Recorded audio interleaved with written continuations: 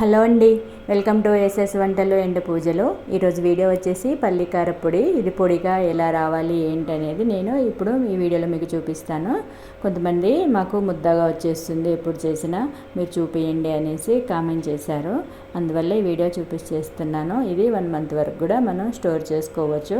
ఎటన్నా హాస్టల్కి వెళ్ళినా, పిల్లల హాస్టల్కి వెళ్ళినా, మనం ఎటన్నా టూర్ వెళ్ళినా కూడా దీన్ని తీసుకొని వెళ్ళొచ్చండి. అంత కమ్మగా ఉంటుంది. ప్రాసెస్ కూడా చాలా ఈజీగా చేసుకోవచ్చు. ఇది ఎలా ఏంటనేది ఇప్పుడు చూసేద్దాం. దానికోసం 1 కప్పు పల్లీలు తీసుకోవాలి. ఇదన్నీ సిమ్లో పెట్టి వేయించుకోవాలండి. హైలో పెట్టేస్తే పల్లీలు మాడి ముద్ద ముద్ద అవుతుంది. ఈ విధంగా వేయించుకున్న తర్వాత స్టవ్ బంద్ చేసి ఇప్పుడు ఇందులోనే మనము 1/4 కప్ అండి, 1/4 కప్పు పుట్నాలు తీసుకోవాలి. ఇది స్టవ్ బంద్ చేశాక వేసేయాలి. ఇలా కొంచెం పుట్నాలు తీసుకోవటం వల్ల మనకు ముద్ద ముద్ద కాకుండా వచ్చేస్తుంది.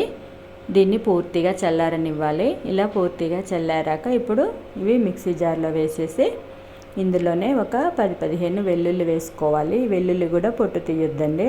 అలా వేసేస్తే అప్పుడు ముద్ద కూడా కాదు, టేస్ట్ కూడా చాలా బాగుంటుంది. కొంచెం జీలకర్ర వేసేసుకొని కొద్దిగా రెడ్ చిల్లీ పౌడర్ వేసేసుకోవాలి. మన కారాన్ని తగ్గట్టుగా.